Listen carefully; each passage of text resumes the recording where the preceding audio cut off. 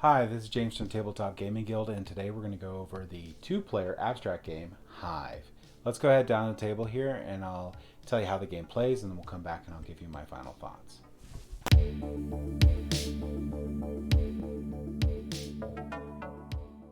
Alright, so Hive is a pretty simple game. It's an abstract game that has a lot of strategy in what you do.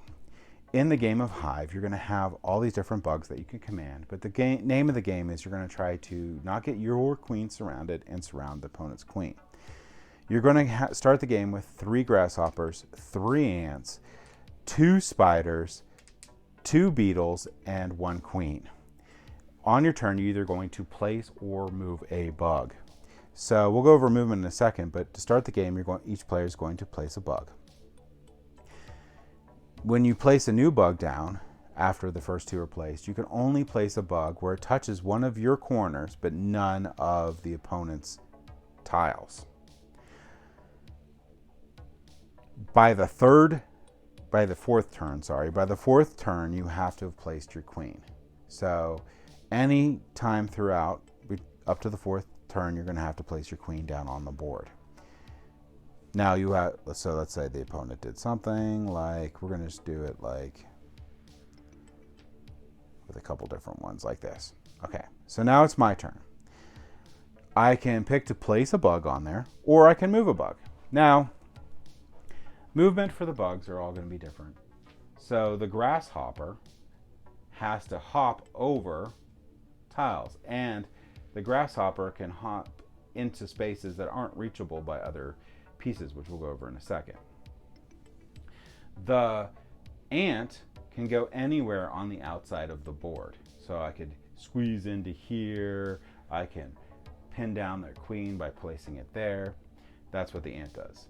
The spider moves up to has to move 3 spaces left or right. So it'd be 1, 2, 3, and I would squeeze in there. And the beetle moves 1 space. However, the beetle can move on top of other pieces, and your opponent can move their beetle on top of yours, and the stack can go up to 4 on these tiles.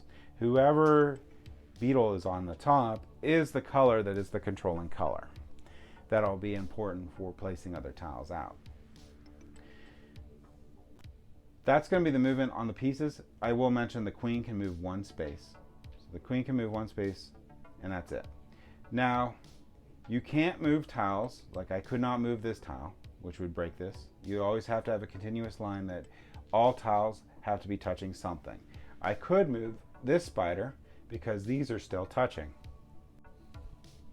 And I can move this spider 1, 2, 3. Now, how you win the game is going to be surrounding your opponent's queen. Once that happens, the game is over. Now, it doesn't matter what color is surrounding the queen. All that matters is the queen is surrounded. So the queen wouldn't have any ability to move at all.